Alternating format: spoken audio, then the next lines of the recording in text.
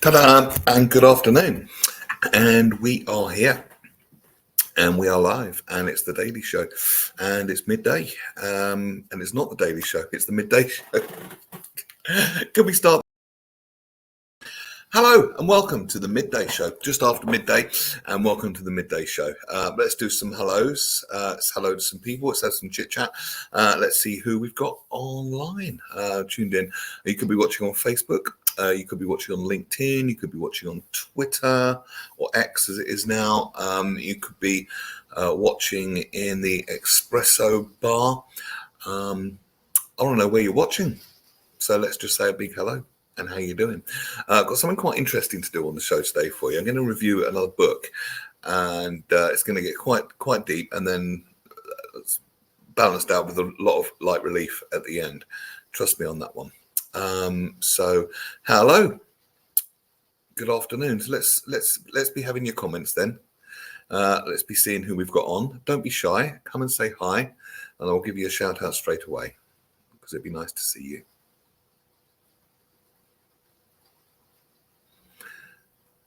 Today, I thought we'd just want to wait till the numbers go up a little bit before we get into the meat of the show. So let's just establish first of all who we've got listening, or watching. So if you're watching or listening at the moment, let's have a quick hello from you.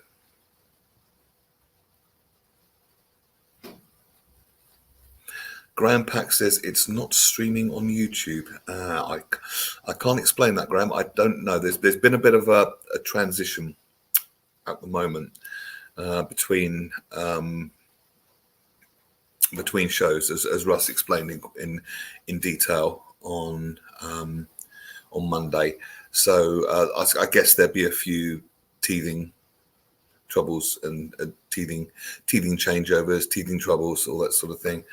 Hello, Jeff. Watching from Thailand on a cruise. Waiting to go on stage in a while. Oh, you're the comedian, aren't you, Jeff? Fantastic. Good luck. Good luck.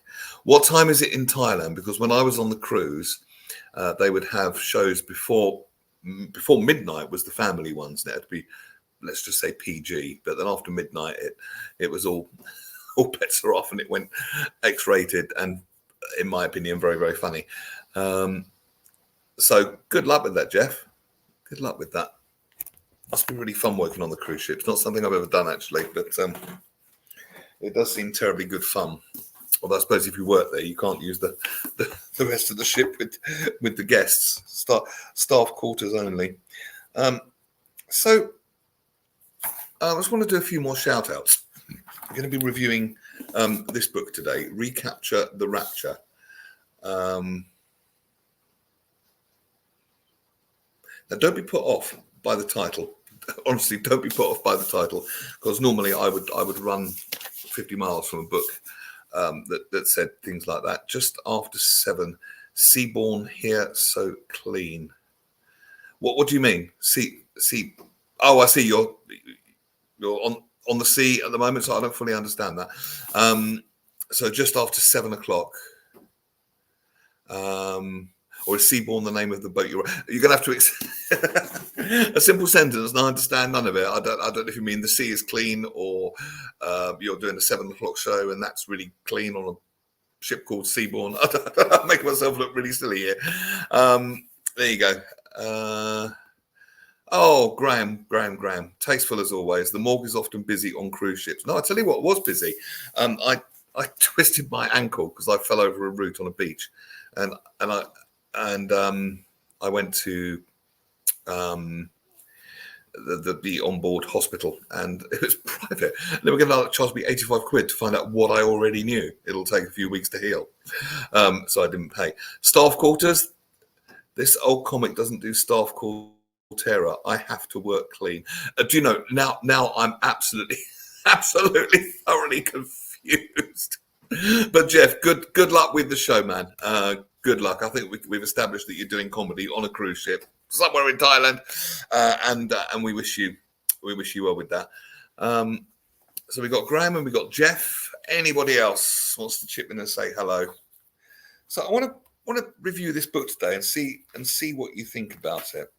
Now, it's got quite a controversial title, Recapture the Rapture, and even that word would freak me out a bit before. Rethinking God, sex, and death in a world that's lost its mind.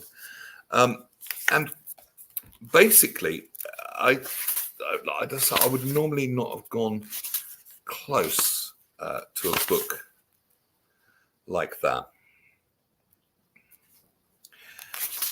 And then I started reading, and then it got interesting. Paul, my auntie's funeral's today. Paul, I hope that goes as well as it can, my friend. So I can't stay on here too long. And Dr. Asa Don Brown, good day, Neil. I'm listening to your show as I'm traveling to Albany, New York this morning. Now, I'd love your opinion on this because you're a professional, Dr. Asa. So I'd love to know what you think about this. So it talks, first of all, this book, about rapture ideology. And I'd come across this in Christianity before, basically the rapture. But what he's expanded well, basically, Jesus comes back and very few are saved, and the rest of us are kind of stuffed, which is on one end of it maybe a little unbelievable, and on the other end of that, if you do believe it, pretty scary. It seems to be very fear-based. Greetings all. I go to the Bowls Club and the Garden Centre in the rain. I can hardly contain myself. Julie, you've got to watch this lifestyle. It will catch up with you. And Elizabeth Green, Dr. Asa Don Brown, keep traveling to New York, please. There we go. You're getting the love. So see what you think about this. But then the author has expanded the idea of rapture. Okay. And he says it's not just in religions. It's not just in Christianity. It's everywhere. And the basic psychology, which we need to understand, of people that believe this kind of thing, it's kind of it's a 4 key beliefs that are shared. Number one, the world that we know it as is broken and unsavable. Number 2, there's a point in the near future where everything's going to change. Sound familiar?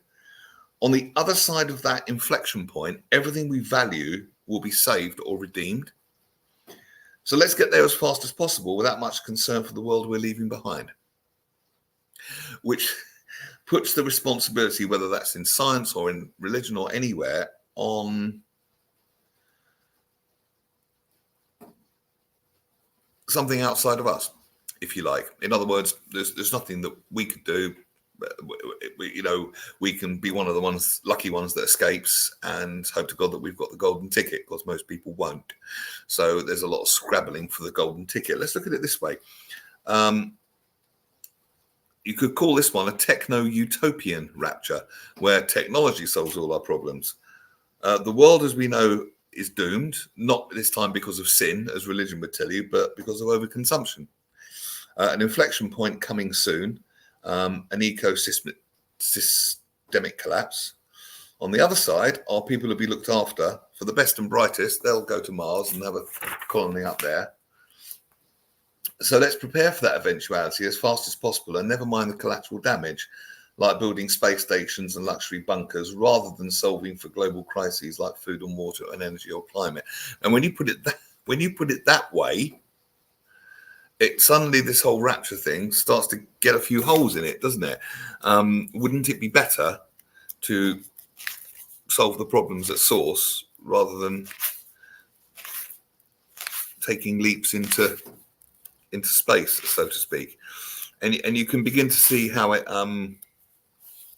is everywhere, not just in religion. This kind of rapture psychology, in other words, the very few are going to get the golden ticket and the rest of us kind of have to scrabble. It's kind of everywhere.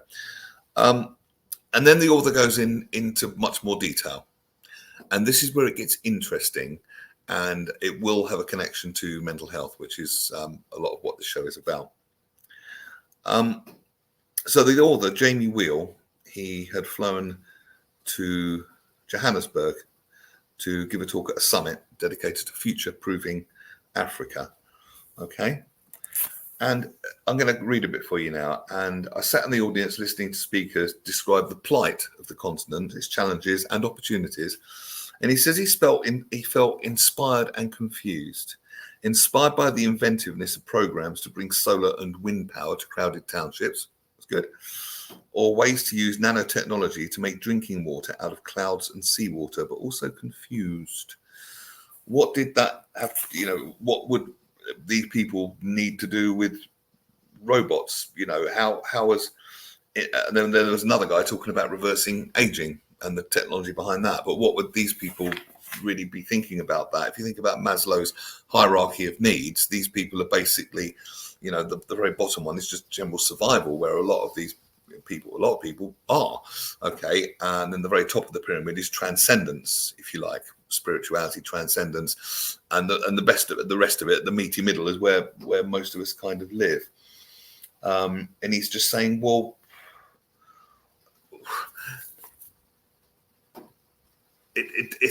it's either the top or the bottom, he's saying. At the top, you've got things like exponential education, virtual learning that could reach kids anywhere with a Wi-Fi connection, exponential biology, gene editing tools to splice DNA and accelerate evolution. Well, it's great for the people at the top, but you're not going to be really worried about whether you can splice a gene to live 10 years longer if you're at the bottom of that pyramid, and worried about survival. But then, even if you were in that exciting top or heading towards that way, something's missing. So says the author. Meaning. What does it all mean? You could say, he makes the point, some things are definitely on the up. Literacy and nutrition are up.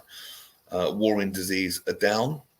All signs point to an underreported but undeniable upward arc to human progress.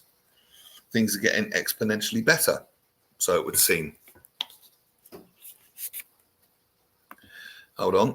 If we have knowledge to evolve Mars to be more like Earth, then surely there's more knowledge to make Earth more like Earth.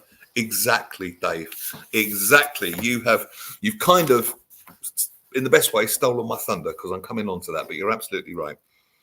But then after you get home reading about all these exciting things that we can do with nanotechnology and that, you scroll your news feed, or doom scrolling, as it's sometimes called, and you see fires in the Arctic, the Amazon, Malibu, pandemics, refugees, Ebola, COVID, populism, terrorism, sexism, racism, all the isms, all the time.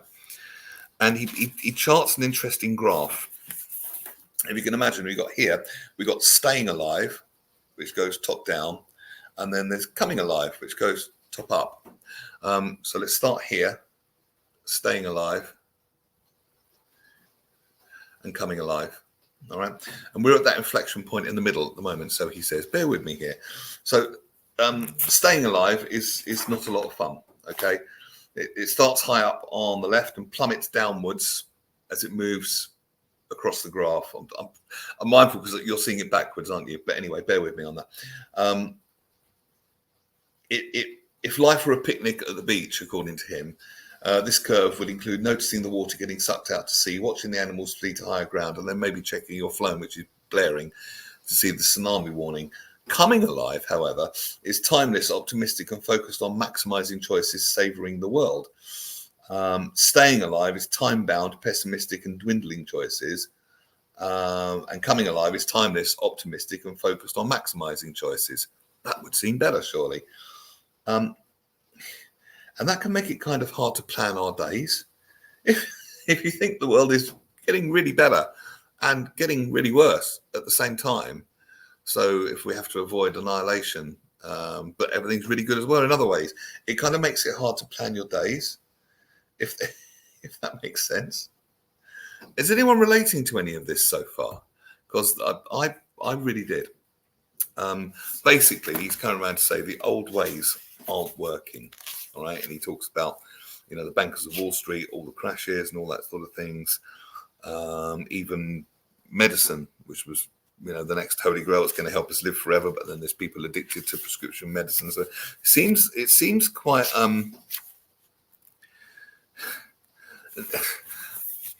it's not. We've put our faith in one thing after another. Hello, Barry. Thanks for joining us. And nothing seems to have worked. And in some ways, it seems to be getting better. And in some ways, it seems to be getting considerably worse. And we're at that kind of intersection point between happy ever after, forever after, or something not so good. And we're all understandably a little bit confused. Like he says, quite pithily, it's quite hard to plan your days. Then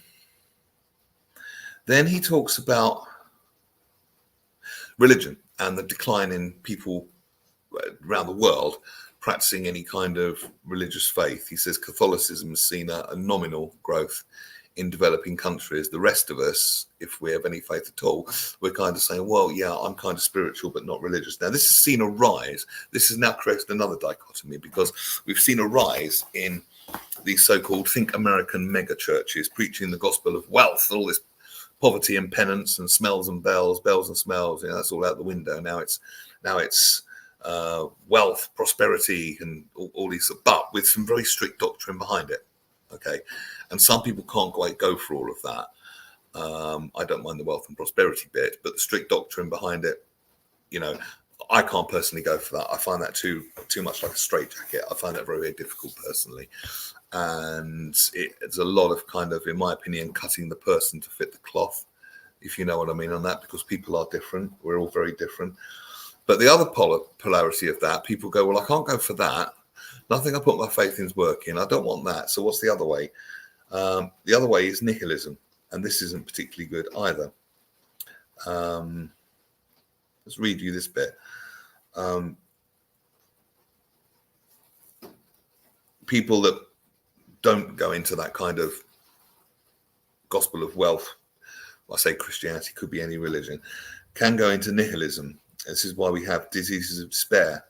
Any of these sound familiar? Anxiety, depression, suicide. We've talked about a lot of that on this show.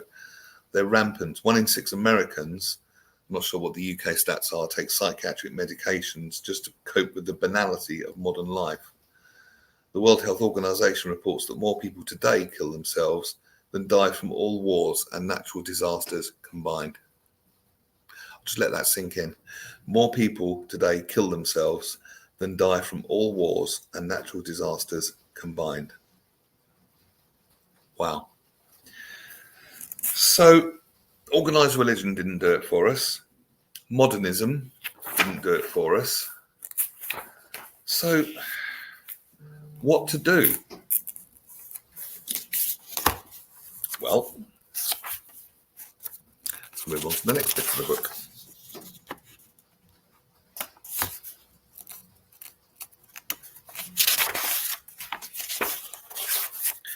I've gone through making little marks in this, so I'm doing all of this myself. So bear with me.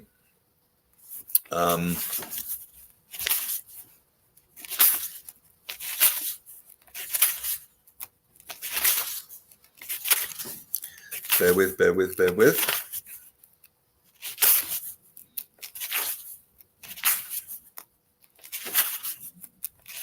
It's quite a long read, right? So 1.0 version didn't work. Religion, science 2.0.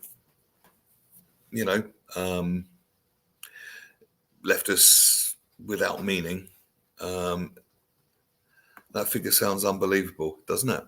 But I've no reason to doubt this author. But if that's true, it's pretty scary, don't you think? It's the psychology of wipe away the failures and start again. It's the same psychological mindset that led pilgrims to leave Europe and set out for a new world. Yeah, because people have always tried again, wipe the slate clean. And that's a lovely idea, you know. But he comes on to, I'm going to put this on the screen, meaning 3.0, what to do about it. And it comes down to this: catharsis, ecstasis, communitas. All right. Now it gets interesting. So let's start with inspiration. That's ecstasis, inspiration. Now, before, this could only be found, you could say, in a church or some kind of organized spirituality or religion, but you can find it in breath. You can find it in meditation. Yes, in prayer and religion, but not just that. In music and dance, and he says here in psychedelics, I'm only quoting the author. There's research on that. I'm not qualified to comment on that. And sexuality. Okay. Communitas, it's things like a community, romantic, family, local, even virtual, like we're doing now. This is a kind of community that we get together. And catharsis, healing.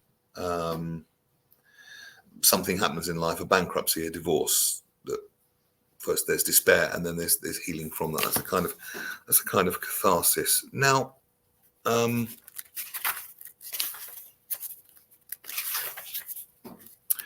And he's put it in a really, really good way.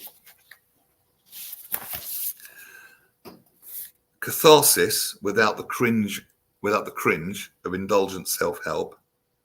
Ecstasy or ecstasis without the craving to or addiction to altered states, or drug addiction, if you like. And communities without cult of unreliable leaders and followers. Now think about that. Think about that. What if there was a way? There was a way. And this way would give us all a better shot. You could argue something really pithy. Finally, we found something to believe in ourselves. But this is the case he's making. Oh, I must sound crazy talking about this. When I really stop and think about what I'm talking about here and talking about subjects like this, sometimes I think I sound crazy. So if you do, I'll forgive you. I don't mind. But maybe for you, as there was for me, there's a ring of truth in at least some of the things he's saying here. And I haven't mastered this. I'm nowhere even close. So let's be absolutely clear about that. But ecstasy or joy without addiction, okay? Catharsis or healing without the cringe, self-help or shelf-help, because most of us don't read it. Or community without cult, without rules, unreliable leaders and followers. Possible? And then he goes on and he starts talking about some very simple everyday ways that we've all got access to. In fact, one of these we've all been doing together since the start of the show. Any guesses what it might be? Stick an answer in the comments if you do. One of these things he's talking about where we can access. This is about accessing different states without addiction. We've all been doing it. This is just learning about what we do anyway and doing it in such a way to benefit us rather than doing it, I suppose, unconsciously or without knowing what we're doing. It's about doing what we do and knowing what we're doing rather than just guessing. Any guesses in the chat window what it might be? Any guesses at all? Everything he said has boiled down to connectivity. I know. You see, have you read this, Dave? I thought this would butter your parsnips because, yes, very much so, my friend. It does come down to connectivity. That's the community part of it. And I notice there's very much in the community that you're building, Dave, and the circles you hang in. We've talked about this on the show before, haven't we? And there's no cult to it. It's a mature community. It's not like leaders and brainwashed followers, if you like. It's community, the best definition of. But any guesses what one of these natural ways might be? Any guesses at all? Any clue? Something that we've been doing since the show started for the last 23 minutes and 26 seconds now. We've been doing it. Any idea what it might be? Stick a yes in the chat window if you know.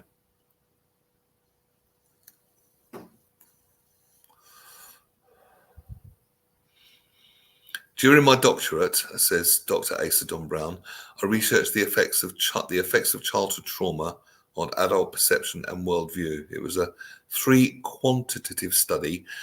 Would you explain what you mean by quantitative? I don't understand that term in that context. With 38 participants, I discovered many things, including how our perspectives are shaped by our level of resiliency and insulating factors. Could you explain more what you meant by that? And I'd like to go into that a little more deeply about resilience, because I've heard many versions of that. The best version I've heard recently is the Paul McKenna one in the book that we were reviewing the other day. Okay, I'll tell you what it is that we've all been doing is breath. We hear about breath work, and Morihei Ueshiba, who founded Aikido, I quote, "Everything in heaven and earth breathes. Breath is the thread that ties creation together." Not read it, Neil. Dave, I suggest you do, actually. I think you would enjoy it. But basically, it talks about, and now we've got the science here to back it up, how our breath can raise endorphins, can raise dopamines, which makes little puffs of nitric oxide. and all that sort of thing. And you can imagine people sitting around. He's got a chapter here called the Gospel of Gasp. These days, breathwork's having a bit of a moment. But he says breathing's something we all do. It's something we've always done from the moment we come into this world to the minute we leave it. Whether it comes down to spiritual, martial, or athletic language, breathing boils down to three things: oxygen, nitrogen, and CO2. Varying the rate, depth, and rhythm of our breath changes the ratios of these gases that makes up our atmosphere, which in turn affects how our minds and bodies perform. In other words, there's breath which you can use to calm down. There's breath where you can use to hype up and get more energy, what you need. Get high, if you like. Access alpha wave states in the brain with breath work, which are associated with inspiration, which was another part of what we've got on the screen here. That was ecstasis. Just by breath. Just by breath. So you don't have to take drugs. You don't have to drink. You don't have to do any of the things which you probably might do we've all got our favourites, for feeling better, getting rid of the stresses of the day. But what if there was a way of doing it without the addiction, without the downside? This is what he's saying. It was a 3-year study, a quantitative study, involves participants, whereas qualitative looks at past research. Thank you for that. And what was the result? If I understood this correctly, because some of this I can relate to me, how our perspectives are shaped by a level of resiliency and insulating factors. So as long as insulating factors, I would imagine, as long as we feel safe, we've got the headspace to operate well. But the minute we go into those, shall we say, lower states like fight or flight or something like that, or panic or anxiety, and most of it is based on circumstances. So it's either teaching people to have these Zen-like states no matter the circumstances. And I'm not saying I've mastered that, because if circumstances are good, you're only as good as long as circumstances are. And then if something changes, it can feel like your whole life has been turned upside down. That's what happened to me a little while ago, and it's been quite the journey back, and I'm still on it. That's why I'm leaving me very honest with you when I come on there and do these things. Breath work is about connectivity, physical, emotional, and spiritual points. Do you know about breath work, Dave? Have you done any? I've actually got a session with a breath worker next week. I traded her getting her podcast online, and she could teach me how to use my breath to get high. Embodiment is another thing, another chapter he talks about here. We've all become kind of like,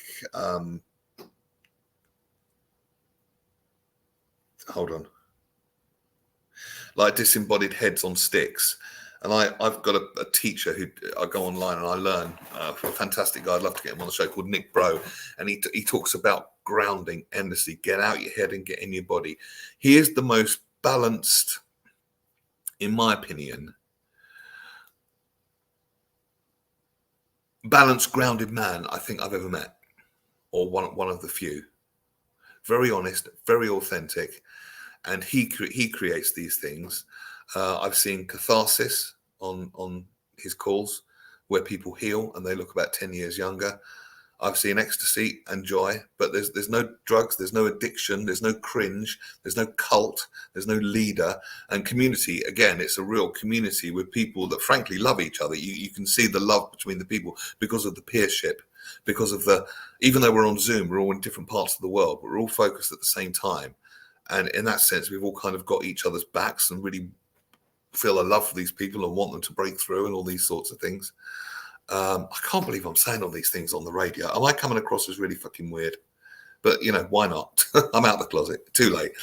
But it is all these things. It's, healing without the cringe, ecstasy without the addiction, community without the cult.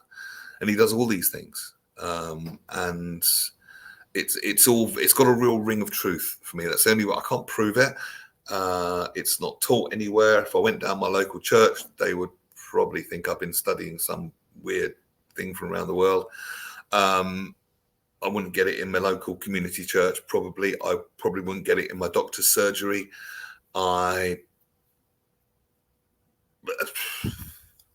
in scientific research. Well, this has come from science, really.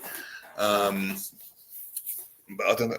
Anyway, embodiment, be more in your body, not in the head. He's actually set an alarm. He must be driving his partner mad. And it goes off every 3 minutes, to remind him to ground. It's that important. It's that important. And if anyone's studied any law of attraction, manifesting, grounding, all that sort of stuff, everything's done from a grounded state. You can't do it when you're up in your head. The mind will get in the way every single time. It's about being, not thought. If that makes sense. That's not to say thought is completely redundant. We obviously need to think, but it's put in its place. I think Einstein touched on it. He said using the rational mind, it's a great servant, but we've made it into the master. I think that's the best way of saying it. And then another chapter, music. Now this really did interest me. This really did interest me. As it would do. And he talks, you just have to read the book basically, but he talks about Live Aid, he talks about Queen on stage doing We Will Rock You, and the effect that had on all those people focused at the same time, the effect on their brain chemistry. And something I learned from this book, I've been DJing 30 years, and until I read this book, I didn't know this. Then he talks, I love this name of this chapter, By Their Beats Ye Shall Know Them. It's 128 beats per minute. 128 beats per minute, and all the DJs know this. That's what kicks the brain's neurotransmitters into action and puts us in flow state. So when you see dance floors in ecstasy and the DJ almost like this brilliant puppet master over it, that's what's going on. 128 beats per minute, 128, the top 50 techno dance tracks this guy did as a bit of research. What are they? 128. Trance DJs, they call it sonic driving, okay? And it's basically when it's hooked up to high-tech sound systems and dazzling light shows, it's pretty powerful. And that could be ecstasis again. I know someone that goes to music festivals. It's a brilliant chapter. Rather than just sit here and read it all to you, get the book, read the chapter on music. It just talks. I mean, it's all about the icons that we know and the science behind what's going on behind these group events. What goes on in our brains when the DJ plays the right song? The magic of 128 beats per minute. How that can fire all 7 bliss chemicals at once. It's quite extraordinary. So let's go back to some of your comments. We did that one. Bravo Neil says, men's radio station. Thank you very much. Thank you for your comment. Karen says, not weird at all. Okay, thank you. Many years ago, it was seen as a myth from ancient nations. It is at the root of, is it how I manage extreme pain? What, breath work? Yeah, I can believe that it would be. Sounds difficult to put into practice. Well, if we're talking about breath work, not really. It's just breathing. You've been breathing pretty well ever since you came into this world. So what's difficult about just tweaking something that you do anyway? Be interested in your response to that. Karen says the power of music can be incredible. I know. And now the science, Karen, has caught up. If you read the chapter in that book. And then the next chapter is about sex, which has got some rather interesting points of view on that. And then the rest of the book is about how to, I suppose, build a community of people that are recapturing their own rapture without thinking they need to leave planet Earth to do it, if you know what I mean. So, again, if you like, being grounded, but literally grounded on planet Earth rather than trying to get off into space and get the magical golden ticket to some future utopia, which no one's managed to achieve yet, by the way. Perhaps we have the answers. That's what I'm saying. David Neal says, Dr. Asa Don Brown, I've used breath work with my patients and those in my life. It's a critical aspect of life. Yeah.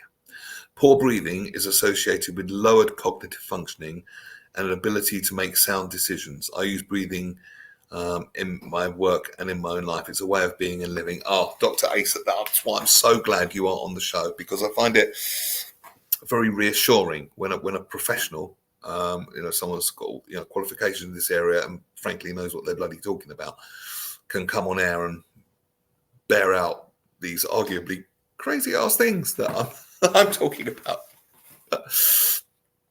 I don't know. Hello, Kimmy. I spent ages learning to breathe when pregnant. When I went to labour, I couldn't breathe properly at all. Well, to be fair, that is quite a high pressure situation. We can all learn how to breathe properly, but if I fell off a cliff, it'd probably be quite hard to go, now remember the breathing exercises. Have I taken my vitamin C this morning? We go into those more extreme states of mind, don't we, Kimmy? So I can understand that. I'm not making light of it, but we do hear of people that have trained in breath and use it to manage pain and even the pain of childbirth. I've heard the stories, not had experience for one very obvious reason. So yeah, Dr. Asa. Because good breath will keep you in good states, won't it? Good internal states. Because most of us breathe from our shoulders. We all sort of breathe like that. That's the worst breathing. What we want is the belly breathing, don't we? That deep, grounded, connected, Dave, sleep, connected, deep, grounded, connected. That's what we really need. That's the ultimate breath, isn't it? When people panic, that's an anxiety attack. That's bad breath. So it's not bad breath, but bad breathing. So I think there's something in this. Definitely. And if it's a simple solution to the chaotic world that we live in, and it's something as doable as that, for my money, that would be worth doing. That would be really, really worth doing. And then you don't really have to worry too much about what everyone else is doing, because you're the master of your own destiny. You're sovereign in that, I suppose. It's difficult. I know and these are new ideas too. I mean, these things, I go back one generation when I was growing up, these things weren't talked about. Breathing was just something that you did. There was no science to it. Embodiment. Did you ever hear that term growing up? I didn't. Sex was basically, here's how it's done. Don't do it. Not exactly that bad, but a lot of us were taught that. Russ, I know you. Working on writing a new eulogy for a forthcoming funeral, but listening to this with great interest. Thank you, Neil. Always a great, stimulating listen. Best as ever, Russ. That's very, very kind of you. You can let us know, Neil. Let you know what, Kimmy. And I hope that writing the eulogy goes well. Definitely. So he comes up with something in this book called hedonic calendaring. So it's all about balance. If going to, I don't know, a rave, I'm not saying take drugs, but going to, I know someone, by the way, I go off at tangents, don't I? And she goes to raves and she's so high on her own brain chemistry and possibly all the beats and the 128 beats per minute and all that sort of thing. People come up and ask her who her dealer is. She hasn't got one. She's literally high on her own brain chemistry. So she's got the ecstasy in our example on the screen without the addiction. She's not taking any kind of drugs. What she's doing is completely healthy. This hedonic calendaring is building these, high dopamine, high serotonin things deliberately into your schedule, but not doing too much of it that you get addicted. It's all about the balance. It's all about the balance, isn't it? If I've had a really crappy day, a night at the pub where I have a few beers, this is a very bad example, might be exactly what my soul needed, but doing it every night probably wouldn't be what my body needed, even though the intentions behind it were good. Does that make sense? It's kind of that, isn't it? Breathing next week. Oh, well, I'm still breathing now. I can let you know now, Kimmy. I'm being facetious. Breathing next week. I'll let you know. Damn right, I'll let you know. I'll try and get her on the show. A poll, would something like this be useful if I could find experts to talk about these subjects? who can talk about it much better than me. If I'm piquing an interest here, if you think this would be useful to you, comments in the chat window, please, and I will go hell for leather to try and find these people for you. We've got a wonderful lady called Jo Howarth coming up in a couple of weeks' time as well. She's all about happiness, and she's quite metaphysical as well. So let's see what Paul says. My dear friend Marnie is a yoga teacher and Buddhist. She's taught me some breathing and chanting techniques to de-stress and lower tension. Bottom line, it works and doesn't take long to master. You don't need to stop what you're doing. You breathe all the time, just alter how you breathe. Perfectly said, Paul. I couldn't have put that better myself, could I? That's absolutely perfect. And the thing is, we're at exciting times where, for example, you can measure it in the brain. So they were taking Buddhist monks and measuring what would happen if they were doing these meditations, or mindfulness as it probably would be in Buddhism, and then teaching that to everyone, because all it is a triggerable mechanism in the brain, and we all have that triggerable mechanism. Yes, there's some religious folks that would go, well, it's not from our tradition and it's wrong, therefore it's wrong. And with respect, I completely disagree with that. If it's a triggerable mechanism in the brain, then surely whatever created our brains, God, if you like, or universe or nature or whatever, intended us to have it. And so what's the point in having it and not using it? It doesn't matter where you get the wisdom from. I can't see Jesus and Buddha battling it out. Boy, that's my wisdom. No, it's not. It's mine. Well, I'm in charge. No, I'm not. You are. It's way above that sort of people's front of Judea psychology. It really is, in my opinion. Yeah. So Karen says, yes, please. Okay. Should we start with the chapter on sex, or shall we get... I'll get to that. Dave Sleet, yes, you're right, sir. It's not new knowledge. It's ancient knowledge being rediscovered and reframed for a contemporary audience. Absolutely. Absolutely. But with a little more finesse, with a little more modernity. You know, we can set an app on our iPhone rather than watch the position of the sun, possibly. But yeah, it's a good. It's all good. It's all good. Me? No. Dr. Asa, it's about breathing from the diagram. It's a balance of breathing and thought. It's important to make it a daily routine and a regular aspect of one's life. We should use it in good times and bad ones. Yeah, there's proper and healthy breathing, and there is uncontrolled and poor breathing. You're absolutely right. I love this. I'm so enthralled with the conversation, I keep stopping to reply and post messages. That's what we do as presenters. We draw you in. We draw you in. But you're right. I mean, in the good times, it's tempting to think, oh, I don't need to do this. It's a bit like taking the first half of a course of antibiotics for something, thinking, I don't need to finish the course. Well, yeah, you do.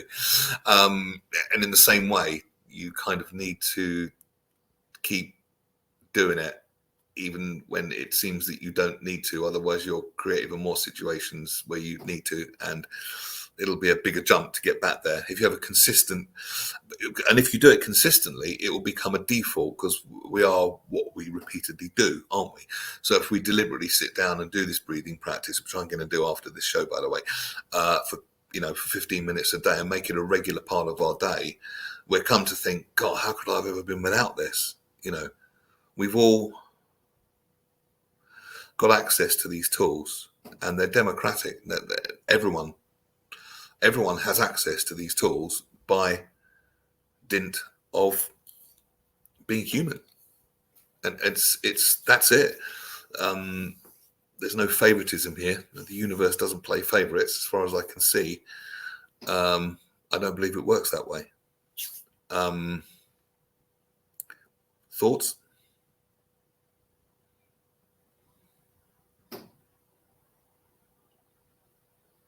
There's a chapter in Paul McKenna's book about connection, and that's really, really important. I think it's a human need to feel that we're connected to other human beings. I don't like the idea of having to do life all by myself, but I don't want to become dependent or needy or codependent on people, if that makes sense.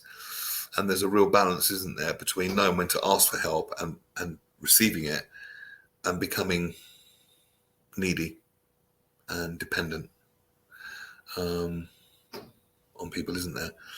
And that's a difficult one, because caring for people like that can be very, very hard when people are really really needy. That's a really difficult one. As I say, I'm not particularly the master of it, and I'll be the first to tell you that. I've got a chest infection at the moment, and when I phoned my wife, she thought it was a heavy breather on the line. She was disappointed when it was only me. Probably relieved that it was only you. Oh, Graham, you again. I know it's funny, maybe if you're around, I think heavy breather would seem fairly tame. So we've had 45 minutes of discussing this. So what words can we take away from the conversation? Grounded, science-based, practical, self-care, all the stuff that we've talked about before, community, getting high, and I mean that in a non-drug way, getting high without the addiction, okay, or feeling good, if you like, catharsis, healing, community, all these things. And I found the need for these things at various times in my life. When I had my mental health dip about 4 years ago, it still comes up from time to time. I remember coining this phrase back in the day. It's less intense, less regular, and less long. And today I managed to think about all the things that would destroy me, the thoughts that would just bring me to a pile of nothing, but sensibly and somewhat objectively. And I thought, yeah, I'm going to write those down and discuss those with a friend later, see what they say about it and get their opinion on it, maybe get some reassurance on it or get some healing around it, rather than kind of it dominating me and taking me over, and frankly ruining my day. Paul, P.S. My friend Marnie had her moment of fame. Oh yeah, she developed Doga, which is where your dog becomes part of the yoga session. I've never seen a collie with its paws behind its ears before. She took it to Britain's Got Talent, of course she did, and it was all going well until her dog Robbie peed over David Walliam's shoes. It's on YouTube if anyone fancies a laugh.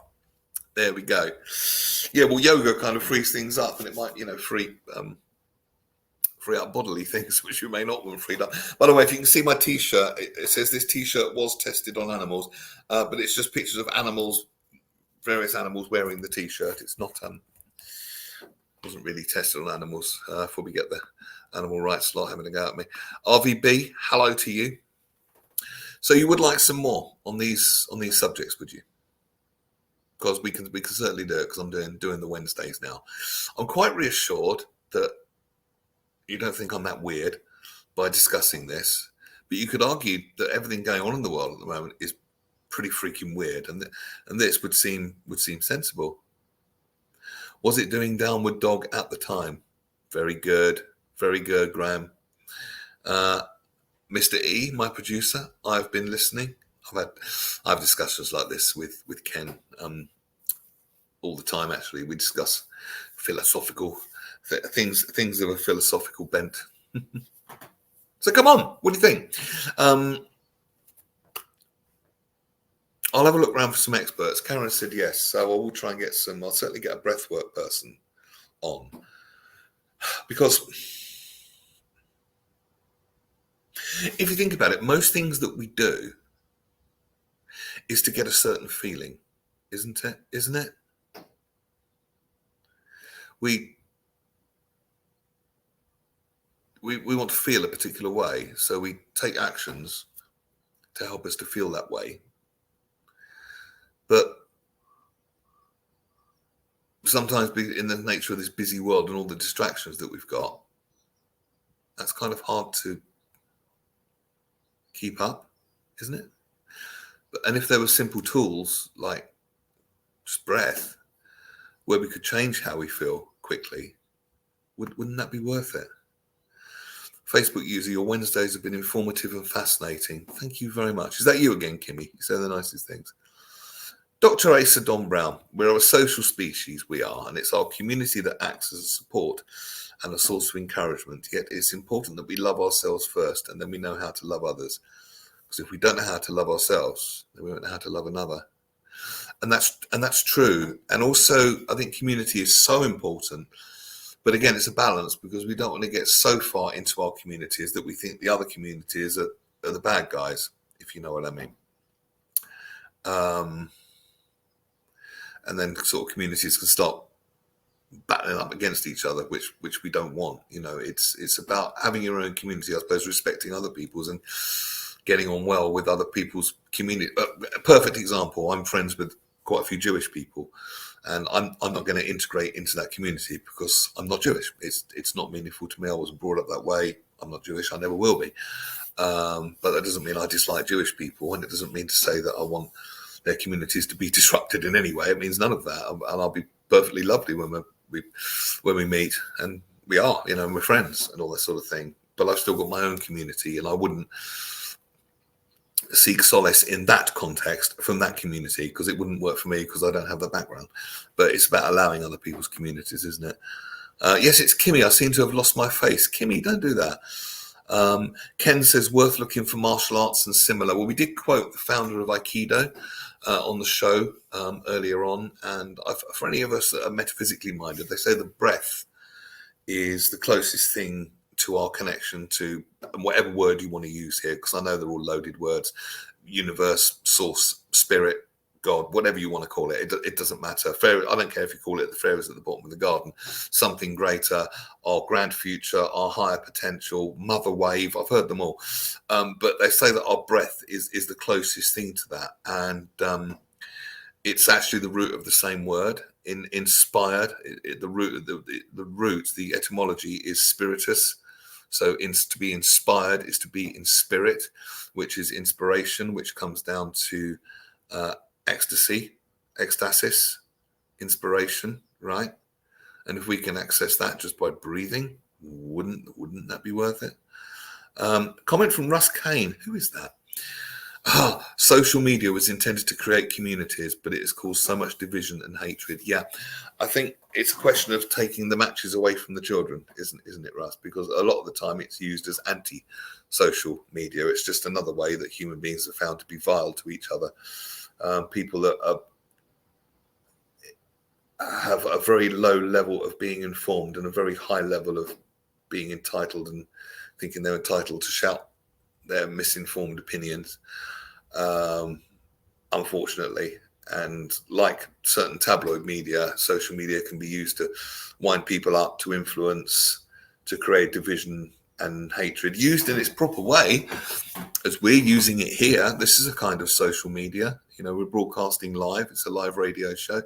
But this is social media, not anti-social media. And the difference is massive, isn't it? But you're right, Russ, it has caused division and no, do you know, I'd argue with that. I would say it's human beings that have caused division and hatred, and they're just using social media to do it now. It's just a new way they found. Division and hatred was always there. Social media just became a convenient way to do it, if you know what I mean. I don't think we can blame social media for division and hatred any more than we can blame Henry Ford for car accidents. It's not the tool, it's what we do with it that counts. My social media rule is, if I wouldn't say it to your face, I wouldn't say it online. And just because I'm sitting here in my home talking to you rather than in a studio, I still consider a level of professional respect. I wouldn't say anything hateful or disrespectful, or call anyone out, or embarrass someone just because I'm behind a computer screen rather than face to face. This counts to me. This is real radio and needs treating with the same respect. Karen says, we discussed box breathing in one of our groups at work to help us press pause for a few moments. Yeah, 1, 2, 3, 4. It's all about those little pauses throughout the day. My mentor, Nick Bro, he talks about, told you this on the show earlier, he talks about setting an alarm for 3 minutes. Grounding every 3 minutes. That's the importance of grounding, right? If my mentor, okay, who's been doing this years, needs to remind himself time to time to ground every 3 minutes, could there not be something in this? Could it maybe be a little bit important? Maybe grounding, just saying a little tiny tad. You know, can't imagine what his partner's thinking it must be driving her absolutely mad. Ken, I'll teach you the technique. I'll teach you a technique later. Thank you. Well, actually, there's plenty of techniques in here. This is the book we've been reviewing, Recapture the Rapture, Rethinking God, Sex and Death in a World That's Lost Its Mind. It's quite heavy, not heavy. It's kind of, well, it's stuff we already know. Yeah, there's a lot of bad shit going on at the moment, but it does provide practical solutions for the individual. And if there's enough of us doing practical solutions and getting the community and self-love and connection we need, that will spread out like a ripple effect where we can respect other people doing the same. And then who knows, maybe us humans will rise up in a good way and collaborate and create a better world. Who knows? And if it all started with breathing better, well, I guess I'd be up for that. Today, tomorrow, I'll probably think the world's a horrible place and I want to stay in bed again, because we can all have. Oh, you like that? Taking the matches away from the children. A genius comment. Thank you, Russ. Thank you. It's like being heckled, but in a positive way. You don't often get that, do you? You never get that comedy, do you? Like heckle. You're really good. Get on. Stay on. Do more. It's always the negative, isn't it? Thank you, Russ. Thank you for that. Speaking of Russ, you will see his face on Friday with Phil Dave. And I'll be back on Monday, and I'll be back next Wednesday. Just have a look if we've got a guest next Wednesday. I might try and get a breathy work type person. We've got Joe Howarth in 2 weeks' time. No guest for next Wednesday so far, so I might see if I can get a breath person. Yeah, this is true, Asa Don Brown, and you've kind of blended science and spirituality here. I won't say religion because I find it divisive, but spirituality isn't. If I truly love thyself, I think he means myself, then I can do no harm unto another. For unconditional love looks beyond all aspects of the human condition and sees another as acceptable, lovable, and worthy. Yeah, well, there's no arguing with that, really, is there? And it's not easy when they're in your face. Sometimes I don't think that negates the necessity for boundaries, certainly, but I suppose if I truly love myself, I wouldn't be putting myself in a situation where others could treat me that way, no matter what their issues were. Maybe getting a bit philosophical now. Let's read that again. If I truly love myself, I assume that's what you mean, I can do no harm unto another. Well, that's true, because happy, balanced people, has anyone noticed, don't go around doing people harm. Happy people don't stab people. Happy people, it just doesn't happen. Happy people generally be more connected to a community, or be more connected to the world in general, connected to something good, shall we say. And again, with that fulfillment, would be less happy. Why would you do anything to destroy this good thing that you have? Maybe we need to appreciate more of the good things that are all around us all the time, which there are, if I care to look.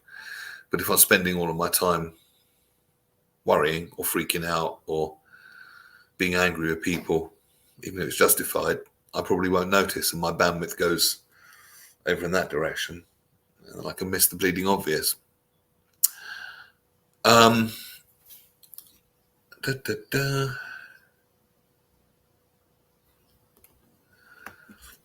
just want to say RIP to Robin Windsor. 44 is way too young to go, very much so. I'm seeing Michael McIntyre tomorrow at a small work in progress show. Shout out a positive heckle at him. No, because he'll nick that and build it into his show, and I want that. I thought of that. Facebook user, suffer from depression at times, so tragic. He was lovely.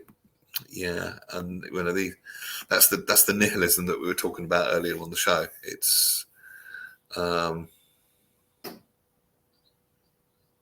maybe the more conversations we have like this, the more tools that we put out there, the less of these horrible statistics that we'll have to keep talking about, saying, oh, isn't it terrible, isn't it awful, without really knowing what to do about it. And maybe it, even in a small way, starts with us. I sound like Jerry Springer finishing a show now. So for the rest of the day, be lovely to yourself, and to each other as best you can. Reach out to me on Facebook if you want to chat. I'm always happy to talk to any of our usual suspects here. Russ and Phil, we'll see you Friday. And thank you very much. Thank you, Julie. Thank you very much. Hope you've enjoyed the show. Love you, hug you, squeeze you. Take care. Bye-bye.